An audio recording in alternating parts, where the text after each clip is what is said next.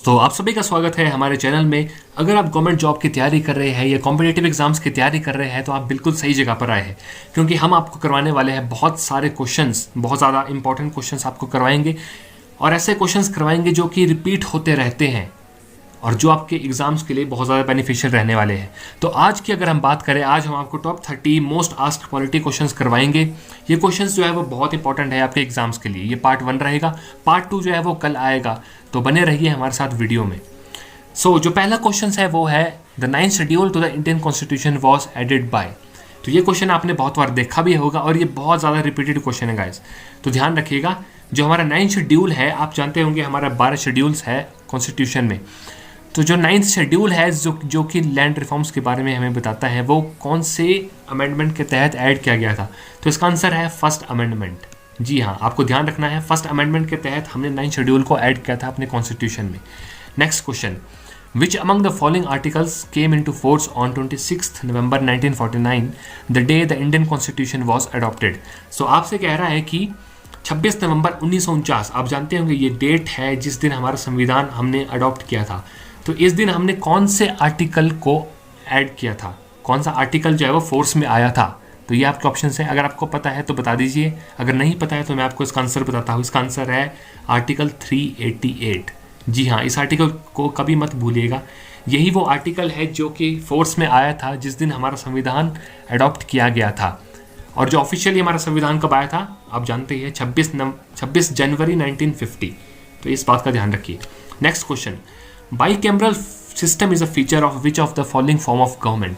आपसे पूछ रहा है कि बाईकैमरल सिस्टम कौन सी गवर्नमेंट का एक फॉर्म है। यहाँ पर देखिए बहुत सारे बच्चे जो है वो पार्लियामेंट्री सिस्टम टिक करके आ जाते हैं, तो वो वहाँ पर गलत हो जाते हैं। तो इसका आंसर आपको ध्यान रखना है, इसका आंसर है फेडरल सिस्टम। जी हाँ, ये पार्लियामेंट नहीं फेडरल सिस्टम है। आप जानते होंगे फेडरल सिस्टम जो है वो स्टेट और सेंट्रल को अलग करता है।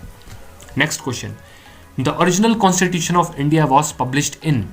तो आपसे कह रहा है कि जो ओरिजिनल कॉन्स्टिट्यूशन है वो कहाँ पर पब्लिश किया गया था। तो इसका आंसर शायद आपको पता भी होगा, दिल्ली मत टिक करके आ जाइएगा, वो गलत हो जाएगा। इसका सही आंसर है देहरादून। जी हाँ, अभी भी आप जो है वो हमारा जो ओरिजिनल कॉन्स्टिट्यूशन है उसको देहरादून में देख सकते हैं, जो कि हैंड रिटन था। ओके, नेक्स्ट क्वेश्चन देखिए, कॉन्स्टिट्यूशन का क्वेश्चन है कि हमारा संविधान कितने वर्ड से होकर बना है, कितने शब्द है। तो इसका ध्यान रखिएगा, इसका आंसर है 80,000 वर्ड्स। जी हाँ, 80,000 वर्ड्स जो हमारे कॉन्स्टिट्यूशन में जितने भी शब्द है वो 80,000 है। Next question, 6th, constitution day हम किस दिन मनाते हैं। देखिए अभी ये पहला क्वेश्चन भी इसी तरह का आया था। तो कॉन्स्टिट्यूशन डे हमारा 26 नवंबर को बनता है। 26 नवंबर 1949 को हमारा जो है वो संविधान अडॉप्ट किया गया था। ठीक है, तो यहाँ पर थोड़ी सी लिखने में प्रॉब्लम है, तो आप समझ लीजिए 1949 26 नवंबर, इस डेट को कभी मत भूलिएगा। इसी दिन हम संविधान दिवस भी बनाते हैं। नेक्स्ट क्वेश्चन है कि the first country to make constitution is. यहाँ पर आपसे पूछ रहे हैं कि पहली कौन सी कंट्री है जिसने कॉन्स्टिट्यूशन बनाया। जी हाँ, यहाँ पर काफ़ी ज़्यादा बच्चे कंफ्यूज हो जाते हैं इंग्लैंड और यूएसए में। तो इसका राइट आंसर है यूएसए, कभी मत भूलिएगा। यूएसए वो पहली कंट्री है जिसने कॉन्स्टिट्यूशन बनाया। और एक क्वेश्चन आपसे पूछता है कि वो कौन सी कंट्री है जिसका कॉन्स्टिट्यूशन रिटन नहीं है, जिसका लिखित में नहीं है, तो वो आपका आंसर हो जाएगा इंग्लैंड। ठीक है, ध्यान रखिएगा, उनका जो है वो रिटन कॉन्स्टिट्यूशन नहीं है। Next question, what does the wheel in the national flag represent. जो हमारा राष्ट्रीय ध्वज है उसमें जो अंदर एक अशोक का चक्र है, आप जानते होंगे व्हील, तो वो क्या सिग्निफाई करता है, वो क्या रिप्रेजेंट करता है। आप जानते होंगे कि 24 जो है वो लाइन्स हम कह सकते हैं हमारे जो है व्हील में होती है, ये तो हमें पता है, लेकिन वो क्या सिग्निफाई करता है, स्पीड, ट्रुथ, ग्रोथ या फ्यूचर। तो इसका कभी मत भूलिएगा ट्रुथ। जो हमारा व्हील है वो ट्रुथ सिग्निफाई करता है। नेक्स्ट क्वेश्चन है, who among the following was the first minister of finance in independent India. तो यहाँ से सिंपल सा क्वेश्चन है कि हमारा पहला फाइनेंस मिनिस्टर कौन था इंडिपेंडेंट इंडिया का। देखिए 4 ऑप्शन है, इसका राइट आंसर है षणमुख शेट्टी, कभी मत भूलिएगा। हमारे पहले फाइनेंस मिनिस्टर है mister Shanmukh Shetty. Next question, Indian constitution is. जो हमारा भारत का संविधान है वो क्या है, फेडरल, क्वासी फेडरल, यूनिटरी या प्रेसिडेंशियल। देखिए यहाँ पर काफ़ी सारे बच्चे फेडरल टिक करके आ जाते हैं और वहीं पर वो गलत हो जाते हैं। तो जो हमारा इंडियन कॉन्स्टिट्यूशन है कभी मत भूलिएगा वो है क्वासी फेडरल। जी हाँ, क्वासी फेडरल है हमारा भारत का संविधान। और ये किसने बोला था कि भारत का संविधान क्वासी फेडरल है, तो ये बोला था KC वियर ने। ओके, कभी मत भूलिएगा KC वियर, यहाँ पर थोड़ी सी लिखने में प्रॉब्लम है, आप समझ आइए, KC wear. Okay, next question. तो आपसे पूछ रहा है इनमें से कौन सी कंट्री है जो कि federal form of government use करती है। तो उसका आंसर क्या है, USA। जी हाँ, USA जो है इन चारों में जो कि federal form of government enjoy करती है। चाइना आपको पता है कम्युनिस्ट है, तो चाइना तो नहीं है। Next question, a federal structure for India was first put forward by the. तो देखिए इंडिया का भी आपको पता है क्वासी फेडरल स्ट्रक्चर है, जैसा कि हमने पीछे पढ़ा। तो ये जो फेडरल स्ट्रक्चर है हमारे इंडिया का, सेंट्रल स्टेट वाला, ये कहाँ से शुरू हुआ था, यानी कि it was first put forward by the, कौन से एक्ट से ये शुरू हुआ था, 1909, 1919, 1935 या 47। तो इसका आपको ध्यान रखना है, गवर्नमेंट ऑफ इंडिया एक्ट 1935, यहाँ से जो है फेडरल स्ट्रक्चर इंडिया का फर्स्ट पुट हुआ था। तो इसका आंसर है C। Next question, who was the first Indian president of central legislature. यहाँ पर आपसे पूछ रहा है कि पहला इंडियन प्रेसिडेंट कौन था सेंट्रल लेजिस्लेचर का। ठीक है, यहाँ पर राजेंद्र प्रसाद मत टिक कर देना, गलत हो जाएगा। ठीक है, इसका आंसर क्या है, सेंट्रल लेजिस्लेचर का फर्स्ट इंडियन प्रेसिडेंट था विट्ठल भाई पटेल। जी हाँ, Vitthal bhai Patel was the first president of central legislature. तो इसको ध्यान रखना। Next question, where is the word federal used in the constitution of India. देखिए हम यहाँ पर फेडरल वर्ड जो है वो काफ़ी बार आ रहा है, तो ये आपसे पूछ रहा है कि जो फेडरल वर्ड है ये कहाँ पर जो है यूज़ हुआ है। ये हमारे प्रेम्बल में है, ये हमारे पार्ट 3 में है, आर्टिकल 368 में, या नोवेयर।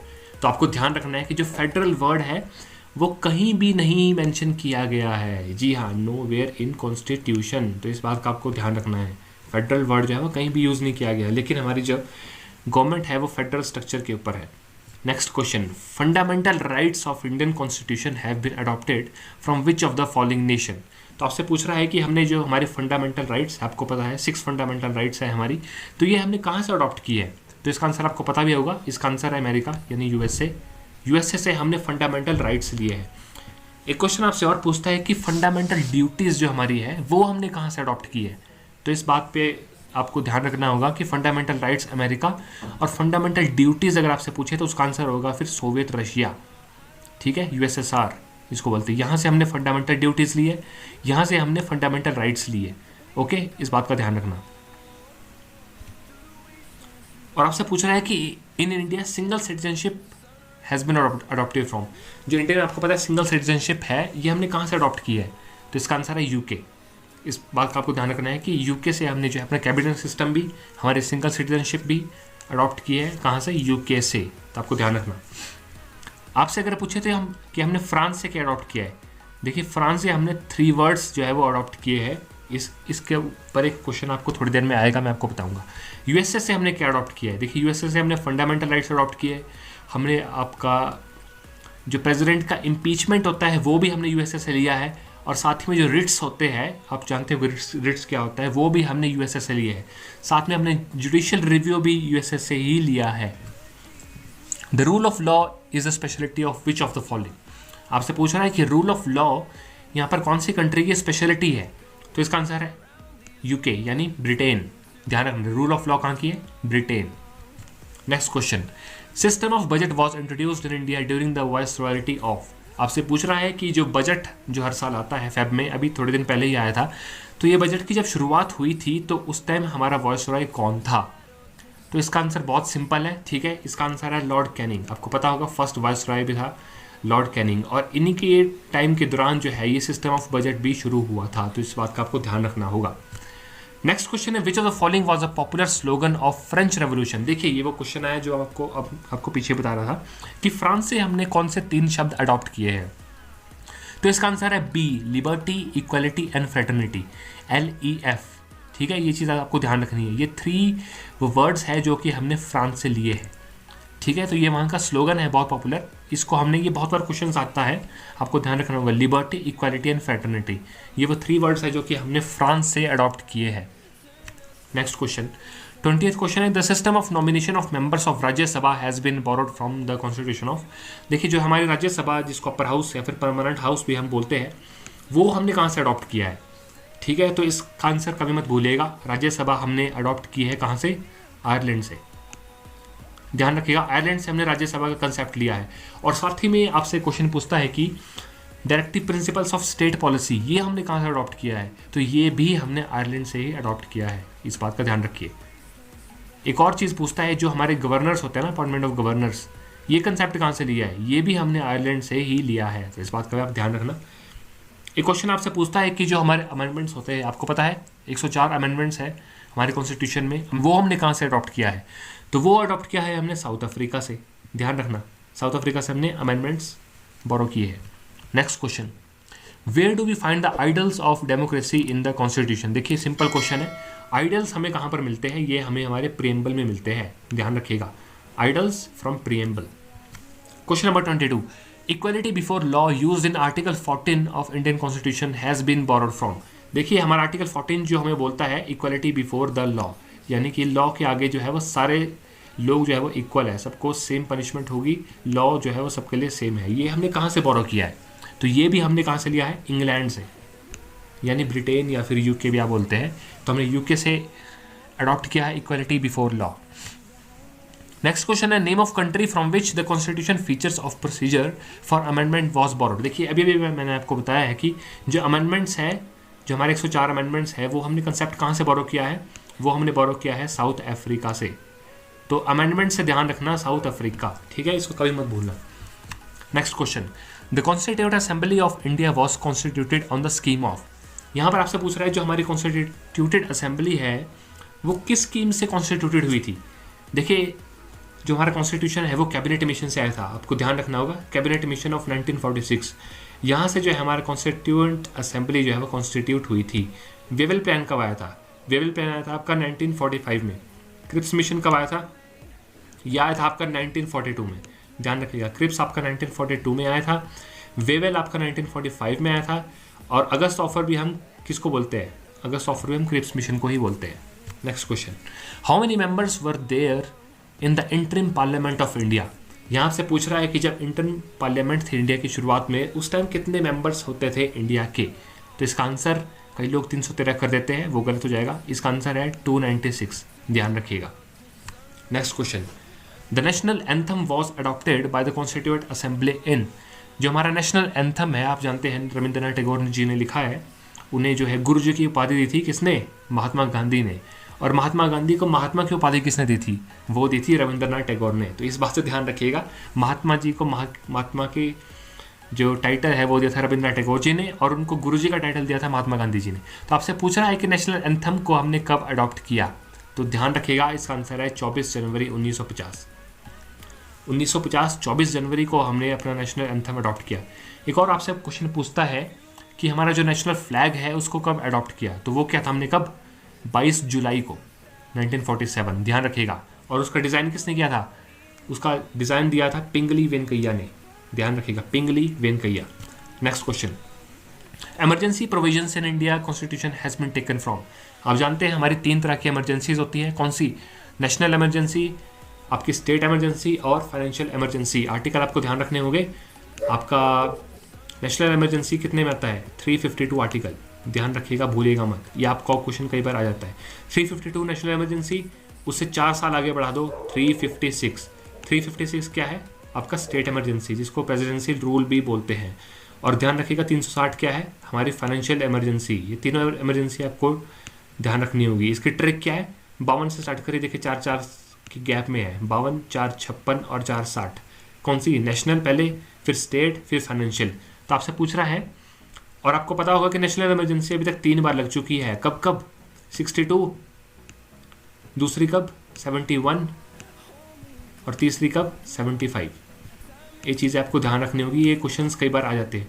62 में आपको पता है इंडो चाइना वॉर हुआ था, 71 में इंडो पाक वॉर हुआ था, और 75 में क्या हुआ था? इंदिरा गांधी जी ने इमरजेंसी लगा दी थी इंटरनल अफेयर्स के चलते हुए। तो आपसे पूछ रहे हैं कि इमरजेंसी प्रोविजन जो है वो हमने कहाँ से लिए? तो इसका आपको ध्यान रखना होगा, जो इमरजेंसी की प्रोविजंस है वो हमने लिए हैं अपने गवर्नमेंट ऑफ इंडिया एक्ट 1935 से। ये आपको ध्यान रखना, ये हमने किसी और कंट्री से नहीं लिए, बल्कि ये अपने ही थे। तो इसका ध्यान रखना, जो हमारे गवर्नमेंट ऑफ इंडिया एक्ट 1935 है वहीं से हमने इमरजेंसी का लिया।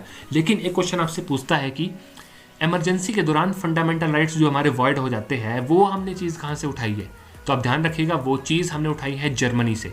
सिर्फ आपका आर्टिकल 2021 है जो कि जो कि वैलिड रहता है, यानी कि वॉइड नहीं होता, बाकी सारे फंडामेंटल राइट्स आपके वॉइड हो जाते हैं। ठीक है, ये बात आपको ध्यान रखना होगा। Next question, which of the following is described as the soul of constitution. देखिए सोल ऑफ कॉन्स्टिट्यूशन किसको बोलते हैं, ये इसको हम बोलते हैं प्रेम्बल को, ध्यान रखिएगा। सोल किसको बोलते हैं, प्रेम्बल को बोलते हैं, सोल ऑफ कॉन्स्टिट्यूशन।